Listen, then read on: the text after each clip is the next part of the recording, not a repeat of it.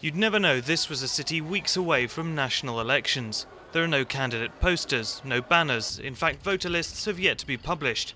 One of the problems being that election authorities here in the Ivory Coast are still trying to figure out who exactly is eligible to vote.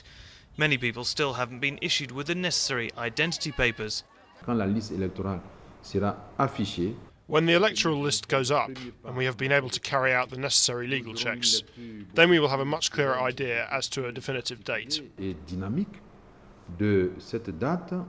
At the moment, this election date is the 29th of November, but according to electoral law here, the vote can't go ahead until voter lists have been displayed for 30 days. And the prospect of further delays to a ballot, already put back several times over the last 4 years, draws a mixed response.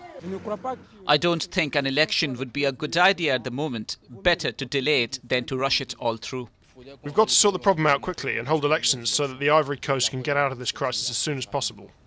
A crisis that has reigned since 2005, when President Laurent Gbagbo's mandate ran out. He's since continued to run the country as the head of a transitional government. Gbagbo came to power in 2000, survived a coup attempt in 2002, but that kicked off a 2-year civil war, which in spite of an ongoing peace process has left the country divided to this day. The government controls the south and rebels hold the north. The time for fighting is over.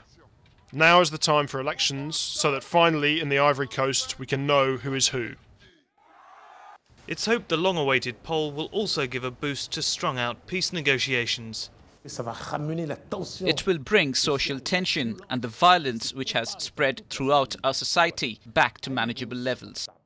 And it's stability that this country desperately needs to entice investment back to its ailing cocoa industry and restore faith in a nation that was once held up as a West African success story.